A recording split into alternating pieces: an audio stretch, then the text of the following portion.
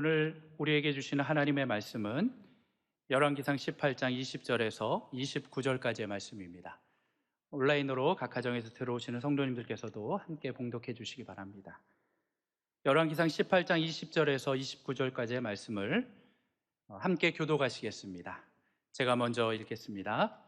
아합이 이에 이스라엘의 모든 자손에게로 사람을 보내 선지자들을 갈멜산으로 모으니라. 엘리야가 모든 백성에게 가까이 나아가 이르되 너희가 어느 때까지 돌 사이에서 머뭇머뭇하려느냐. 여호와가 만일 하나님이면 그를 따르고 바알이 만일 하나님이면 그를 따를지니라 하니 백성이 말 한마디도 대답하지 아니하는지라. 엘리야가 백성에게 이르되 여호와의 선지자는 나만 홀로 남았으나 바알의 선지자는 450명이로다. 그런즉 송아지들을 우리에게 가져오게 하고 그들은 송아지 한 마리를 택하여 각을 떠서 나무 위에 놓고 불은 붙이지 말며 나도 송아지 한 마리를 잡아 나무 위에 놓고 불은 붙이지 않고 너희는 너희 신의 이름을 부르라. 나는 여호와의 이름을 부르리니 이에 불로 응답하는 신 그가 하나님이니라. 백성이 다 대답하되 그 말이 옳도다 하니라. 엘리야가 너희는 많으니 먼저 송아지 한 마리를 택하여 잡고 너희 신의 이름을 부르라. 그러나 불을 붙이지 말라. 그들이 받은 송아지를 가져다가 잡고 아침부터 낮까지 바알의 이름을 불러 이르되 바알이여 우리에게 응답하소서 하나 아무 소리도 없고 아무 응답하는 자도 없으리니 그들이 그 쌓은 제단 주위에서 뛰놀더라. 정오에 이르러는 엘리야가 그들을 조롱하여 이르되 큰 소리로 부르라. 그는 신인즉 묵상하고 있는지 혹은 그가 잠깐 나갔는지 혹은 그가 길을 행하는지 혹은 그가 잠이 들어서 깨워야 할 것인지 하매 이에 그들이 큰 소리로 부르고 그들의 규례를 따라 피가 흐르기까지 칼과 창으로 그들의 몸을 상하게 하더라. 함께 읽겠습니다. 이같이 하여 정오가 지났고 그들이 미친 듯이 떠들어 저녁 소재 드릴 때까지 이르렀으나 아무 소리도 없고 응답하는 자나 돌아보는 자가 아무도 없더라. 아멘.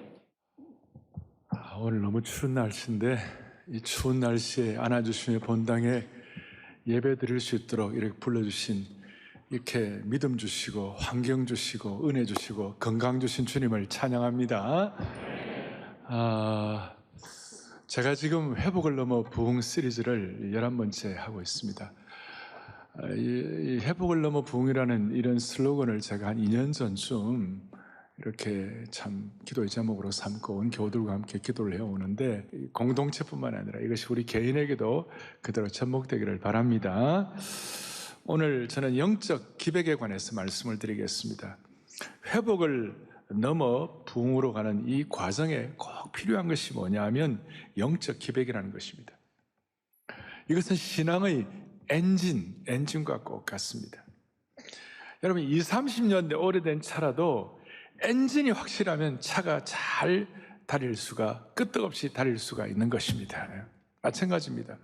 우리 개인적으로 나이가 들어가고 또 환경적으로 어려움도 당하고 또 시대도 바뀌고 뭐 그거 있지만 그래도 영적 기백이라는 이 화두가 분명하면 나이나 환경이나 지역이나 시대나 리더십이 변해도 상관이 없는 것입니다. 오늘 여러분 찬송하셨잖아요. 믿는 사람들은 주의 군사니 앞서가신 주를 따라갑시다. 정말 오랜만에 찬송하는데 어떤 분들은 막 기백을 갖고 부르고 어떤 분들은 보통으로 부르고 하여튼 똑같은 찬송도 달라지는데 여러분 영적 기백을 오늘 회복하고 영적 기백에 대해서 여러분들의 삶의 시선이 확실해지는 그런 축복이 있기를 바랍니다. 자, 우리가 이 예수 믿는 사람들에게 영적 기백이 왜 필요한가 그랬을 때 우리 입장에서 회복을 넘어 부흥으로 가는 엔진이기 때문이기도 하지만 우리에게 영적 기백이 필요한 이유가 뭐냐면 우리는 저와 여러분이 예수님을 믿는 그 순간 무슨 일이 벌어지는가? 모든 그리스도인들은 예외 없이 영적인 전쟁터에 발을 디디기 때문에 그렇습니다. 다 영적 전쟁을 하기 시작하는 것입니다. 마귀가 우리 믿는 사람들을 날마다 우는 사자와 같이 달려드는데 우리가 어떻게 패잔병처럼 또 오합지졸처럼 당나라 군사처럼 그러면 안 되는 거예요. 그래서 예수 믿는 우리들은 이 유람선을 타는 게 아니라 우리는 전투함을 타는 거예요. 이게 영적 전쟁을 우리 앞에 놓고 있기 때문에 그렇다는 것입니다. 그래서 오늘 이 말씀을 가지고 모든 그리스도인들은 마귀가 공격해 올 때 그냥 막무가내 대책 없이 그냥 적당히 이게 우리가 맞닥뜨리는 것이 아니라 오늘 영적 기백을 가지고 모든 영적 전쟁에서 승리해야만 하는 것이에요. 그리고 오늘 구약의 본문을 여러분 잘 아시는 본문인데 저는 신구약 성경은 살아계신 하나님의 말씀이라고 확실히 믿습니다. 그리고 오늘 이 본문은 21세기 오늘 우리들이 살아가는 우리의 삶의 현장에 주님께서 꼭 필요하셔서 주신 말씀이라고 확신하는 것입니다. 그리고 이것은 영어로 말하면 relevant하다. 오늘 우리의 삶에 꼭 적절하게 와닿아야만 하는 것입니다. 나와 상관이 없다면 무슨 소용이 있겠습니까? 그럼 오늘 이 본문을 좀 차근차근 살피겠습니다. 오늘 본문은 다윗이 통일 이스라엘을 다스린 지 다윗 왕이 다스린 지 100년쯤 지난 구약 스토리입니다. 아합의 통치 시대에 아합을 잘 아신 여러분들 솔로몬 이후에 이스라엘 왕국은 남북으로 나누어졌습니다. 그리고 오늘 북이스라엘의 아합 왕의 얘기인데 아합 왕은 하나님 대신에 하나님보다 바알신을 섬겼어요. 여호와 하나님, 만군의 하나님, 유일신 하나님을 섬겨야 되는데 그 이유가 뭐냐면 아내의 영향, 마누라의 영향을 너무 많이 받았습니다. 그 아합의 아내는 그 유명한 악독하기로 유명한 이세벨이었습니다.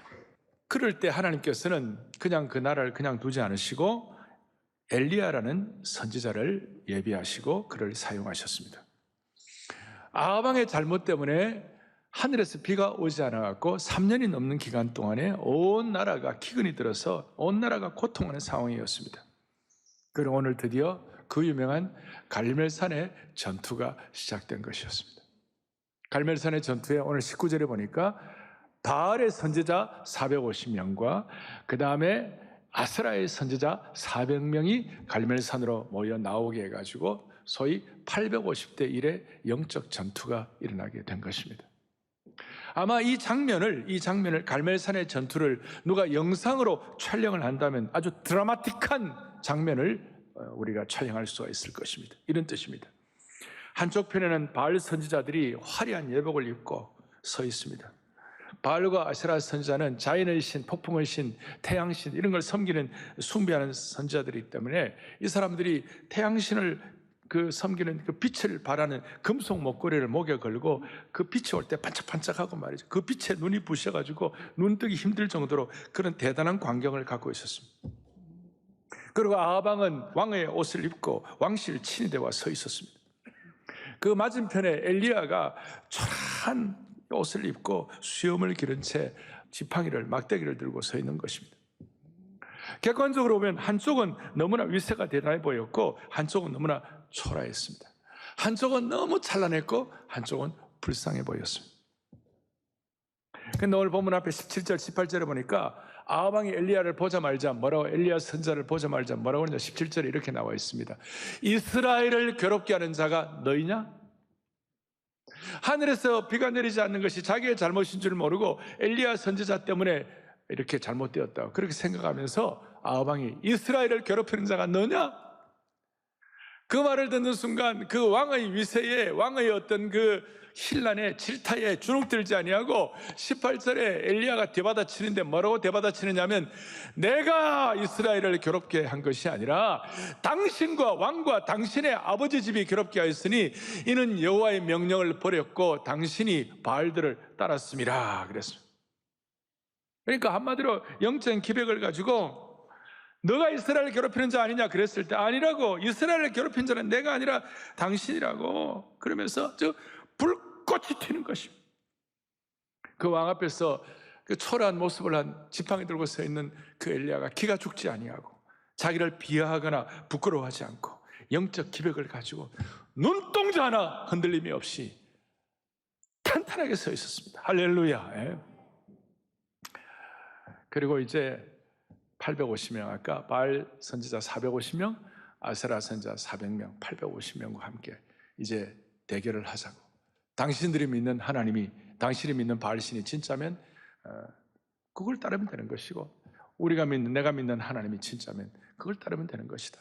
그렇게 하는 방법은 뭐냐? 아시는 대로 그 재물들을 갖다 놓고 하늘에서 불이 내려와 가지고 그거 다 태우는지 안 태우는지 우리가 한번 시험해보자. 이렇게. 그리고 드디어 이제 영적 전투를 하는 것이. 엘리야가 어떻게 이렇게 담대할 수가 있었나요? 엘리야가 담대할 수 있는 이유가 뭘까요? 주눅들지 않고, 왕 앞에 주눅들지 않고 기백 갖고 있었더니, 기백이 어디서 나왔나요? 이 기백은 왕실의 식탁에서 주는 산의 진미와 안락함을 통해서 얻은 것이 아니었어요. 이것은 엘리야가 광야에서, 그리시네가에서 배고픔도 경험하고 목마름도 경험하는 환경적 고통과 가난한 백성들과 과부의 집에서 가뭄과 기근을 경험하면서 고난의 과정을 거친 영적 기백이었어요. 한마디로 말해서 광야와 고난에서 체득된 기백이었어요. 지금 우리들도 3년간의 이제 이 코로나 과정을 다 거쳐오고, 여러분, 이걸로 약해질 것인가? 아니면 영적 기백을 가지고 회복할 것인가? 우리가 이 기로에 서 있는 거예요. 이렇게 말할 수 있습니다.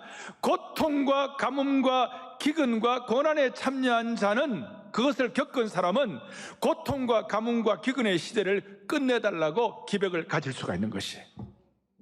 엘리야는 누구보다도 백성들의 아픔에 동참했기 때문에 은총의 장대비를 사모할 수가 있었고, 부흥을 이렇게 확신할 수가 있었어요. 하늘의 불을 열망하게 된 것입니다. 다시요, 고난 자본이 있으면, 오늘 이 안아주신 본당이 아름답고 귀하지만 여기에 수많은 기도와 고난 자본이 축적되어 있는 것입니다. 고난과 고통의 시기를 지난 사람만이 영적 기백에 대해서 담대할 수가 있는 것이에요. 그래서 우리가 첫 번째 생각할 것은 뭐냐면, 우리 한국교회는 영적 기백의 DNA를 가진 한국교회입니다. 영적 기백이 있는 한국교회입니다. 제가 한 번씩 말씀드리지만 한국교회는 과거 고난의 행군을 경험한 교회입니다. 저는 지금도 어릴 때 고난을 이겨낸 은혜 받았던 장소나 사건들을 제가 선명하게 기억하고 있습니다. 시골에 있는 기도원들이나 온 교회 마룻바닥 위에서 새벽에 아무도 오지 않는 시간에 눈물로서 혼자서 무릎 꿇고 기도하는 그 시간, 또 한두 명의 성도들이 모여가지고 통회하면서 주님께 메어달리고 기도하는 그 시간들을 저는 기억하는 것입니다. 우리 안아주심의 본당도 겉으로는 귀하고 아름답게 보이지만 이런 정신이 그대로 차곡차곡 쌓여서 이 본당에 이런 은혜가 있는 줄을 확신하는 것입니다. 그래서 저는 본당에 들어올 때마다 한국교회 기도원적 야성, 기백, 고난을 이기는 신앙, 이것이 여기에 배어 있는 줄 믿고, 주님, 여기에 들어온 모든 분들마다 고난과 아픔과 슬픔과 상처가 있는 분들이 그 문제가 해결되게 하여 주옵소서. 그리고 여러분들 아시는 대로 우리 교회는 주일 예배 전에 토요일날 토요 새벽 예배 때 수천 명의 성도들이 모여가지고 하나님 앞에 기도하는 것이, 주여 내일 예배를 살려달라고 기도하는 것입니다. 거기에 고난의 모든 과정들을 거친 간절한 기도의 제목이 집중되는 것입니다. 요즘은 우리가 토요 비전 새벽 예배에 기도의 지팡이를 들고 영적인 갈멜산에 올라가가지고 영적인 야성을 가지고 기백을 가지고 기도의 지팡이를 들고, 이 기도의 지팡이를 들고 우리가 기도하고 메어달리고 눈물 흘리고 고난에 참여한 그런 우리 영적인 어떤 마음의 소원과 이런 야성들이 모여가지고 기백을 갖게 되는 거예요. 할렐루야. 이곳이 기도의 자리가 되게 하시고, 이곳이 모리아산이 되게 하시고, 이곳이 감람산이 되게 하시고, 이곳이 시내산이 되게 하여 주시옵소서. 제가 한국 교회사를 읽으면서 가슴이 뭉클했어요. 한국 교회 혈관에는 고난을 통한 영적 기백의 DNA가 흐르고 있다고 말씀드렸습니다. 이 땅에 처음 복음이 들어왔을 때 심한 반대에 부딪혔습니다. 한국 교회 선교 역사를 볼 때에 이런 내용이 나옵니다. 10월 보름을 기하여 선교사 외국인 가옥을 불태워 회파하라. 개항장에 모두 모여 외국인 가옥과 교회당을 모두 불태우고 파괴하라. 지금부터 123년 전에 수구파 이용익과 김영준 같은 사람들이 예수 믿는 사람들을 일시에 박멸하는 계획을 세웠고 선교사의 집과 교회당을 불태우고 파괴하라는 명령을 내렸어요. 이 내용은 마치 에스더 3장 13절에 아달월 13일 하루 동안에 모든 유다인들을 젊은이, 늙은이, 어린이, 여인들을 막론하고 죽이고 도륙하고 진멸하고 또 그 재산을 탈취하라. 얼마나 비슷합니까? 하만이 유대인들을 죽이도록 전국에 내린 조서와 흡사하다는 것입니다. 지금부터 125년 전 1898년도에도 학부 대신 신기선이 유교의 이름으로 보부상들을 부추겨가지고, 여러분 국사 공부할 때 배우셨겠습니다. 황국협회라는 걸 내세워갖고 반기독교 운동을 조직했습니다. 보부상들이 1898년 10월에 기독교 학교와 교회에 경고장을 보내고 기독교를 박멸하겠다고 협박을 했습니다. 그래서 1898년 12월 9일자 황성신문에 보부상들이 교회당을 회파하며 신도들을 도륙하려고 한다고 했습니다. 이후에 한국교회는 3.1운동에서 첫 3개월 동안 5만 명 이상이 처형당하거나 부상을 입었습니다. 그리고 제암리교회 학살사건 아시잖아요. 교인들이 예배드리고 있는데 다 불태워 주겠습니다. 절대 다수가 기독교인들이 3.1운동 때 고생한 것입니다. 6.25 전쟁 때는 전쟁 초기 6개월 동안 508명의 목사님들이 순교를 당했고 2,000여 개 교회들이 파괴가 되었습니다. 우리 교회 가끔 와서 말씀하시는 박용규 목사님, 한국교회사의 전문가이신 한국교회에서 박용규 교수님, 한국교회 박해사를 이렇게 정리를 했습니다. 뭐라고 정리하는가? 복음은 신분과 민족과 성을 초월하고 그 안에 있는 자들은 생명의 위협 앞에서도 굴하지 않고 진실을 외칠 수 있는 용기를 가졌다. 그것 때문에 교회는 박해를 통해 더욱 성장해 왔던 것이다. 아멘. 네. 고난이 한국교회의 영적 기백의 자본을 가져오게 된 것입니다. 오늘 이런 한국교회의 역사와 또 엘리야의 역사와 이것이 우리에게 연결되는 것을 생각하면서 이제 구체적으로 그러면 어떻게 하면 영적 기백을 회복할 수 있을 것인가? 아니, 영적 기백을 놓친 우리가 어떤 식으로 이 영적 기백을 회복할 수가 있을 것인가? 오늘 21절부터 제가 한 두세 가지 정리를 하겠습니다. 자, 21절에 보니까 이렇게 나와 있습니다. 엘리야가 모든 백성에게 가까이 나와 이르되 너희가 어느 때까지 둘 사이에서 머뭇머뭇하려느냐? 그래서 첫째, 진정한 영적 기백은 머뭇머뭇하지 않는 것입니다. 엘리야가 백성들을 질타했습니다. 기회주의와 어정쩡한 자세를 취하며 양다리를 걸치고 있는 이스라엘 백성들을 향하여 너희가 어느 때까지 둘 사이에서 머뭇머뭇거리겠는가? 이 머뭇머뭇거리다는 말의 본래 원어의 뜻은 쩔뚝거리다, 쩔뚝쩔뚝하면서. 그리고 참 특별한 게 뭐냐면 26절에 바알 선지자들이 단 주위에서 뛰놀더라 그랬어요. 춤을 추면서 뛰놀더라 그랬어요. 이 뛰놀더라는 동사와 머뭇머뭇거리다는 동사가 히브리어에서 똑같은 단어에서 나온 것이 같은 뿌리에서 바삭하고 나와 있는데 이 똑같은 단어예요. 백성들이 머뭇머뭇하는 것과 우상 앞에서 종교의식을 하면서 뛰노는 것과 같은 단어를 쓰는 거예요. 성경 기자는 왜 이렇게 같은 단어를 사용했을까요? 이 사람들이 바알 신 쪽으로도 완전히 들어가지도 않았지만 이러지도 못하고 저러지도 못하고 회색지대에 있는 것입니다. 그러니까 기백이 안 생기는 거예요. 영적 담력이 안 생기는 거예요. 종교 다원주의 가운데서 그 리버럴한 데 가운데서 담력이 안 생기는 거예요. 이렇게 말할 수 있습니다. 여러분과 저의 혈관 속에서 영적 기백의 DNA가 흐르게 하려면 머뭇거리면 안 되는 것이에요. 오늘 저와 여러분들이 머뭇거리고 있는 것이 무엇입니까? 주님이 요구하시는 것에 대해서 우리가 민감해져야 되는데 여러분 다른 신들을 따르지 말고 주저하지 말고 하나님과 우상 사이를 왔다 갔다 하지 말고 오늘 결단해야 할 것이 무엇이 있을까요? 회색 지대는 없습니다. 오늘 하나님께서는 우리에게 바알을 택할 것인가 하나님을 택할 것인가 둘 중에 하나를 결정하라는 것입니다. 지난 수천 년 동안의 복음의 역사는 하나님을 선택할 것인가 하나님은 바알을 선택할 것인가. 바알이 자연신 폭풍의 신을 상징하지만 여러분들 이집트부터 시작해서 계속 태양신, 지금도 미국 같은 데는 조로아스트로교라고 배화교라고 그래가지고 불을 섬기는 신, 태양신, 우리가 말도 안 되는 것 같지만 중동에 굉장히 영향력이 있습니다. 일본 식민지 시대에 일본의 신은 천조대 신이죠. 천조대 신은 아마테라스 오미카미, 태양신인 것입니다.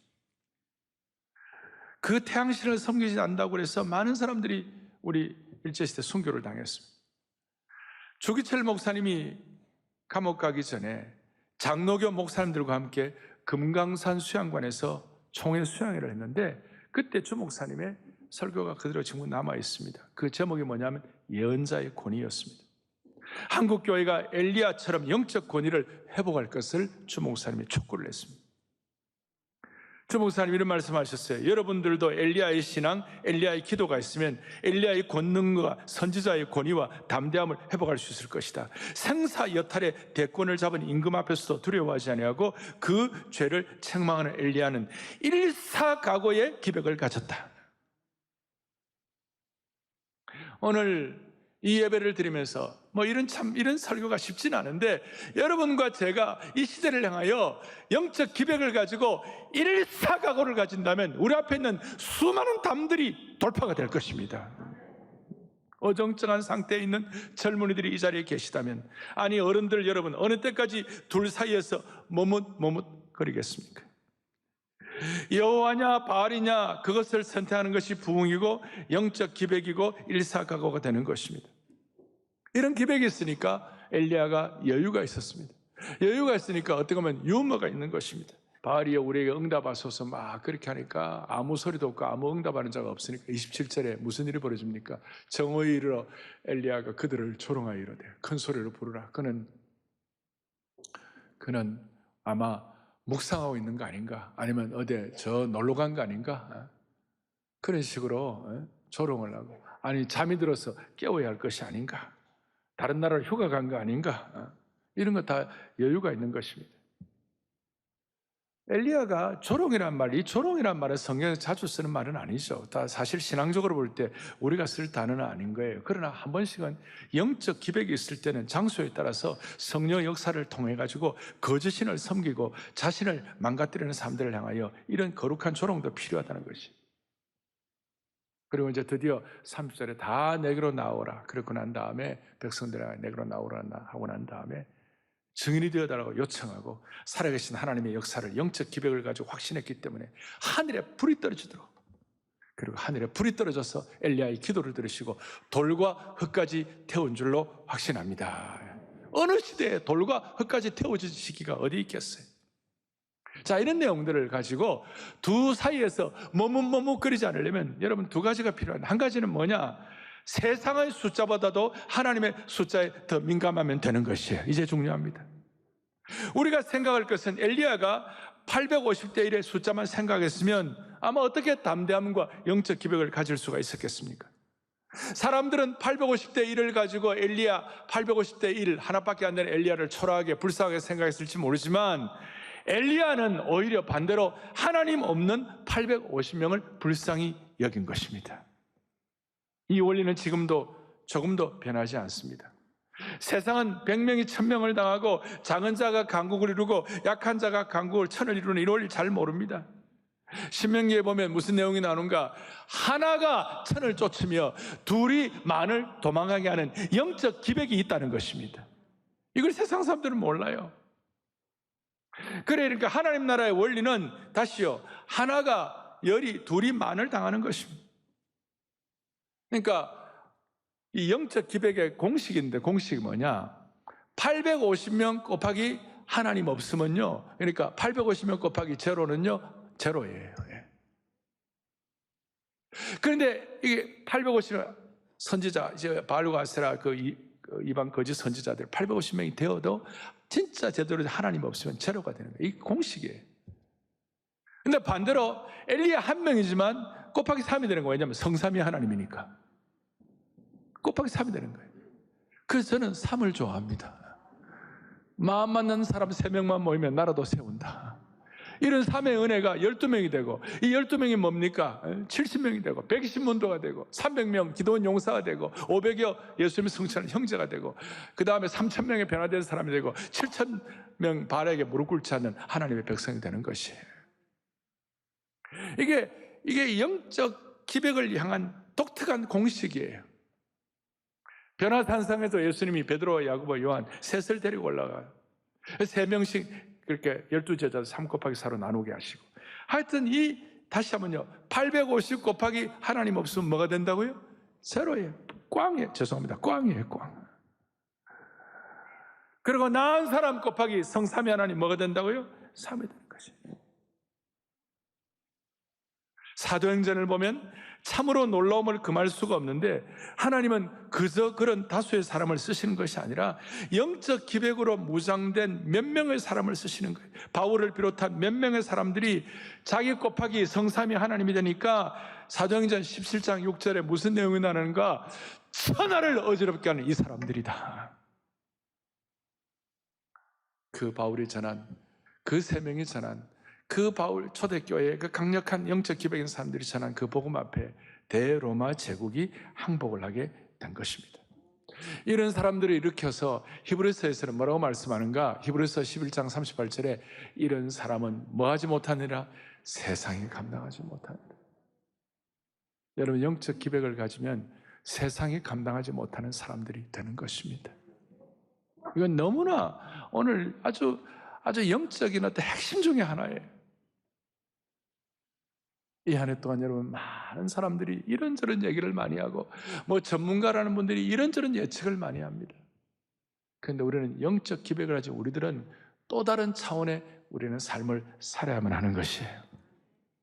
다시 한번, 우리는 하늘의 사과씨를 가지고 수백 개의 열매를 볼 줄 아는 하나님의 사람의 눈, 영적 기백이 필요한 것입니다. 수천 그루의 나무로 울창해진 숲도 한 토로의 도토리에서 비롯된 것입니다. 하나님의 사람은 한 토로의 도토리 가운데서 수천 그루의 나무를 보고 한 토로의 도토리 속에서 울창해진 숲을 보는 기백이 필요한 것입니다. 하나님은 하늘의 사과씨를 가지고 수백 개의 열매를 볼 수 있는 기백을 가진 사람들을 주님은 지금도 찾고 계시는 것이에요. 지금도. 오늘 우리 가운데 남 모르는 큰 짐을 가지고 고통하는 분들 있으시면 오늘 이 영적 기백의 회복의 은혜를 주시기를 바랍니다. 자, 제가 지금 뭘 말씀드렸습니까? 두 사이에서 왜 머뭇머뭇거리느냐? 기백 회복. 두 번째로 뭐냐면 영적 기백의 독특한 공식. 수많은 것 곱하기 하나님 없으면 제로지만, 우리가 아무것도 아니지만 우리 하나를 써도 성부, 성자, 성령 하나님 역사하시면 우리에게 놀라운 일이 일어나는 것이에요. 그런데 오늘 제일 중요한 클라이맥스가 있어요. 엘리야가 만약에 나만 홀로 남았네, 바알에게 무릎 꿇지 않은 사람 7,000명 있다 하더라도 이 시대는 지금 다 동굴에 숨어 있었어요. 아무도 보이지 않고 나만 홀로 남았네, 그렇게 하면서 이제 내 힘 갖고는 아무것도 안 되겠다 이렇게 생각하고 그냥 그대로 쓰러져 버렸으면 아무 일도 일어나지 않았을 것이에요. 그런데 엘리야는 오늘 이 순간만은 무슨 일이 일어나는가? 문제지향이 아니라 가능성지향의 사람이 된 것이에요. 다시요. 문제지향이 아니라 가능성지향의 사람들이 영적 기백을 가질 수가 있는 것이에요. 나 혼자만 어려움을 싸움을 하고 있네, 선지자들이 있다는 소문은 들었는데 다 동굴 속에 움츠려 있는데 나 혼자만 갈멜산에 왔는데 나 혼자 뭘 할 수 있겠는가라고 탄식하면 아무것도 할 수 없었을 거예요.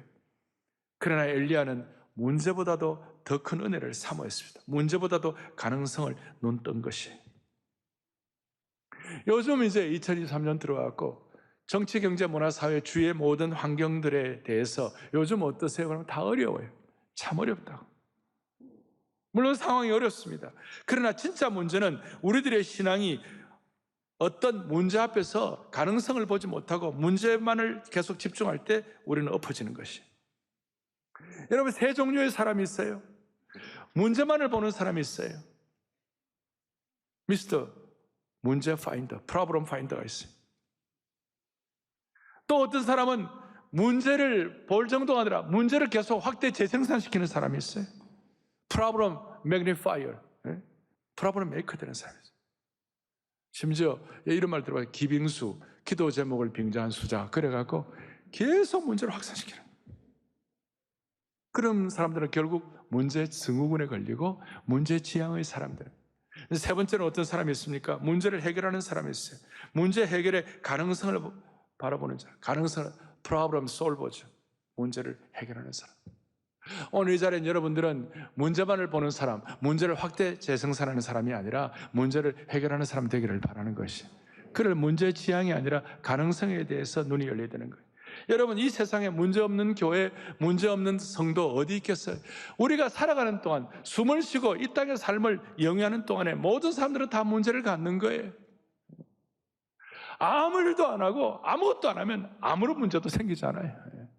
늘 하는 얘기지만 지난 3,000년 동안 아무런 문제가 없는 사람이 하나 있어요. 누구예요?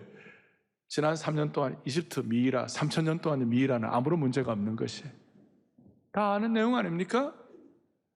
미이라로 누워있으면 아무런 문제가 없어요. 그래야 우리가 살아가야 하고 자식을 키워야 되고 매일매일 우리의 삶의 현장에서 부닥쳐야 되는데 왜 거기에 문제가 없느냐고요. 교회도 이 귀한 공동체가 여러 가지 일들을 하고 앞으로 이 시대를 향하여 수많은 우리에게 주신 어떤 사명을 가지고 감당을 하려고 하면 수많은 문제에 직면하는 거예요.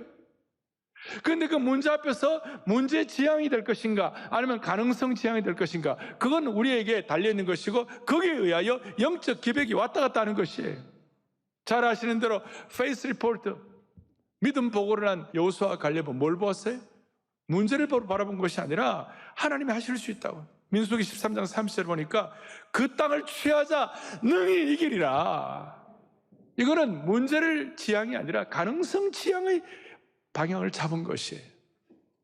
그런데 열정탐구는 뭐예요? 문제만 안악자손을 바라보고 환경을 바라보고 다 하니까 믿음 보고를 못하고 문제 보고를 하게 된 것이죠. 우리 다 안 된다, 우리 다 메뚜기 같다, 우리 다 그들의 다 아무것도 아니라고. 여호수아 갈렙도 똑같이 환경도 보고 거인들을 보았지만 문제가 아니라 가능성을 보았고 먹구름 위에 빛나는 은빛 광채를 보았어요. 오늘 예배에 와가지고 우리는 오늘 예배를 드리면서 찬송을 하면서 말씀을 들으며 주님을 집중하면서 여러분 모두가 다 하나님이 열어놓으신 영적 가능성에 대해서 눈이 확 열리기를 바라는 것이. 지금 한국의 상황이나 인터넷, SNS 댓글들을 보십시오. 너무나 고통스럽고 부정적이고 문제지향적이에요. 이 문제지향적인 것들에 사람들을 공격하고 화살을 쏘아대는 것이에요. 그래서 여러분 오늘 하나 이제 정말 마음에 다짐하고 가야 될 게 하나 있는데, 우리 교회는 신학적 바탕이 뭡니까? 우리는 자유주의 신학입니까? 아니면 정통 보수주의 신학입니까?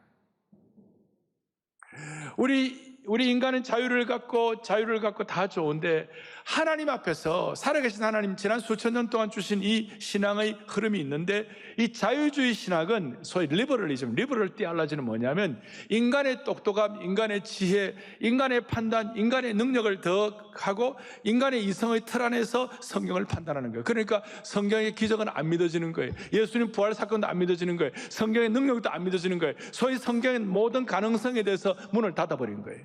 인간 무슨 긍정적 마인드다, 적극적인 사고방식으로 하는 거예요. 이게 다른 차원을 제가 말씀드리는 거예요. 적극적 사고방식이나 긍정적인 것은 내가 내 중심이 돼가지고 내가 힘을 내고 내가 어떤 생각을 하고 좋은 어떤 행운을 얻고 이런 거예요. 그거 아니에요. 우리는 중심은, 우리 가능성의 무게의 중심은 뭐냐면 하나님이 하실 수 있느냐 없느냐, 그게 두는 것이에요. 근데 자유주의 신학자들, 소위 리버럴 디알러지라는 사람들은 다시 한번 얘기합니다. 하나님의 능력을 경험하는 문을 닫아버렸어요. 다른 말로 하면 영적 기백을 가질 수 있는 기회를 박탈한 것이에요. 사랑의 교회의 신학적 바탕은, 우리는 자유주의 신학의 바탕이 아니라 우리는 뭐예요? 정통 보수 신학의 바탕에 서 있는 것이에요. 우리는 성경의 기적을 믿습니다. 구약의 기적을 믿습니다. 하나님의 능력과 은혜는 오늘도 여전히 임한다고 믿습니다. 우리는 너무나도 발달된 과학화된 이 시대에 살고 있기 때문에 우리의 프레임은 안 된다고 생각하는 것이 많이 있어요. 똑똑한 사람일수록 문제에 대해서 더 예민한 것이죠. 그러니까 똑똑한 사람일수록 기적이 안 일어나요.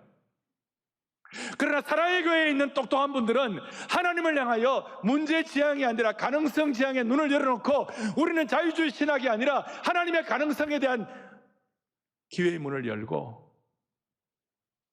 영적 기백을 회복해야만 하는 것이에요. 다시요, 우리가 추구하는 가능성 지향은 세상의 적극적 사고방식이나 긍정의 마인드가 아니에요. 세상의 적극적 마인드는 자신의 잠재된 능력, 자신에게 주어진 행운, 이걸 포인트를 찾지만 우리 성도의 가능성 지향은 전적으로 예수님께 초점이 맞춰 있는 것이에요. 성경에 보면 문제지향이 아니라 가능성지향의 대표적인 인물로 마태복음 8장 2절에 나병 환자는 주여 원하시면 저를 깨끗하게 하실 수가 있나이다. 나병 환자가 어떻게 낫습니까? 근데 하나님이, 주님이 하시면 가능하다는 것입니다. 가능성을 주님께 두는 것입니다. 마가복음 5장 28절에 혈루병 여인 수많은 인파 가운데서도 예수님께 가까이 나가는 것 자체가 어려웠지만 그가 예수님의 옷에 손을 대면 구원을, 뭐라고 나왔습니까? 이는 내가 그의 옷에만 손을 대어도 구원을 받으리라 생각했다고. 제자들이 가까이 오지 못하게 하려, 예수님 경호하는 사람들 가까이 오지 못하게 다 뿌리치고 그냥 가까이 오지 못하게 이렇게 막았지만 그 여인은 뭐예요? 예수님의 옷에만 손을 대어도 이 가능성 지향에 정말 베스트 오브 베스트예요. 오늘 주님의 옷자락에만 손을 대어도 낫겠다고 하는 그런 마음이 여러분들이 주어지기를 바라는 것이에요. 절정이 뭐냐? 마가복음 7장 26절이에요. 수르보리게 족속 여인이에요. 귀신 들린 딸, 자기 딸에게서 귀신 쫓아내 주기를 간구하거늘 예수께서 이르시되 자녀들에게 배불리 먹게 하지 개들에게 던지는 게 마땅치 않아요. 어떻게 모욕 중 이런 모욕에 되어 있습니까? 근데 28절 여자가 대답하여 이르되 주여 올소이다마는 상 아래 개들도 아이들이 먹던 부스러기를 먹나이다. 가능성 지향의 극치입니다. 오늘 우리 가운데 나병 환자나 12의 혈루증 하는 여인이나 이 수르보르게 여인, 자기 딸이 귀신이 들었어요. 이것보다 형편이 어려운 사람 어디 있습니까? 오늘 영적 기백을 가지고 가능성을 회복하십시다. 저희들은 원래 6월 3일 날 상암 경기장에서 한국교회가 회복을 넘어 부흥으로, 사람에게는 진심, 하나님께는 전심으로, 그렇게 해서 그날 참여하는 분들에게 다 기도의 지팡이 하나씩 들고 10만 명이 모여가지고 우리가 하나님 앞에 영적 가능성을 가지고 믿음의 눈을 열어갖고 주여 이 민족을 불쌍히 여겨달라고 우리가 기도가 내어 맡기고 주님께 외칠 때에 이 민족 앞에 있는 홍해는 갈라지게 하시고 여리고성은 무너지게 해 주시리라고 있습니다. 제가 일이 잘 안 하는데 오늘은 영적 기백이 필요하니까 여러분 마음의 지팡이를 드시고 다들 하나님 앞에 기도 용사된 나에게, 주의 용사된 나에게 주의 일을 맡겨 주십시오. 이런 찬양을 통하여 여러분들 영적 기백을 가지고 주님 앞에 나아가십시다. 오늘 제가 여러분들의 형편과 처지를 다 모릅니다. 자, 보세요. 지금 2023년을 앞에 놓고 수많은 사람들이 아까 예측을 하고 있어요. 정치, 경제, 문화, 교육, 사회, 우리나라 정치는 앞으로 어떻게 될 것이다. 그 다음에 우리나라 경제는 어떻게 될 것이다. 앞으로 뭐는 어떻게 될 것이다. 수많은 예측이 있어요. 다 합니다. 그러나 우리는 오늘 영적 기백을 가지고 그들의 전망이 어떻든 환경이 어떻든 우리 모두는 믿음의 기백과 영적 기백을 가지고 담대함으로 기도의 지팡이, 믿음의 지팡이, 말씀의 지팡이를 갖고 이 한 해 전문가가 뭐라고 얘기하든 우리는 오늘 도사에서 머뭇거리지 말고 하나님의 영적 공식 1 곱하기 하나님, 그리고 자유주의 신학이 아니라 우리는 하나님 앞에서 가능성 지향의 눈을 열고 이 시대를 매일매일을 힘있게 주의 사람으로 뚜벅뚜벅 걸어가는 주의 종들 되기를 바랍니다. 마음의 지팡이를 들고 우리 같이 주의 용사된 나에게 주의 일 맡기소서 찬양하겠습니다. 주의 용사된 나 믿음으로 주의 일만 고백한 대로 되는 겁니다. 다시 한번 주의 용사된 나에게 주의 용사된 나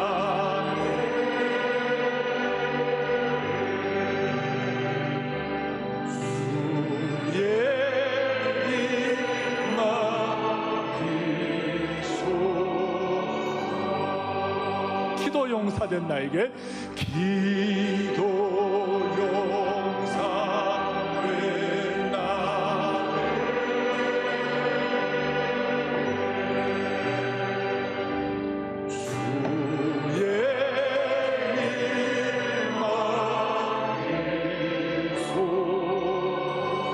믿음 용사, 토요일마다 매주일마다 믿음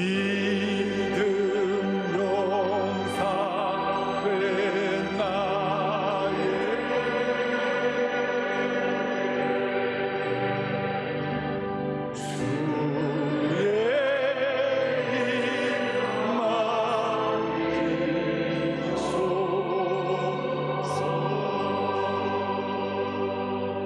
우리가 이와 같이 찬양 기도로 고백한 대로 그대로 이루어질 것입니다. 가슴에 손을 얹고 기도하겠습니다. 자비로우신 하나님 아버지, 우리 가운데 하나님과 이 시대의 바알과 인본주의 사이에서 혼합주의 가운데 머뭇머뭇거리는 회색 지대가 있다면 오늘 이 둘 사이에서 이제 쩔뚝거리는 것 정리하고 결단하게 하여 주옵소서. 이 시대의 수많은 바알 숭배자들의 공격 앞에서도 우리 곱하기 성삼위 하나님을 믿으면서 사기충천한 영적 기병의 지팡이를 들고 회복을 넘어 부흥으로 비상하는 온 성도들 되게 하여 주시기를 원합니다. 교회뿐만 아니라 우리 개인도 동일한 은혜를 받게 하여 주옵소서. 올해 6.3 상암 집회에서 영적 기백을 가지고 10만 기도의 지팡이를 높이들 때 이 민족의 홍해가 갈라지고 시대의 여리고성이 무너질 줄로 확신합니다. 그리하여 이 땅 위에 회복을 넘어 부흥이 임하는 것을 우리 생에 목도하는 은혜를 받게 하여 주옵소서. 우리 주 예수 그리스도 이름 받들어 간절히 기도 올리옵나이다.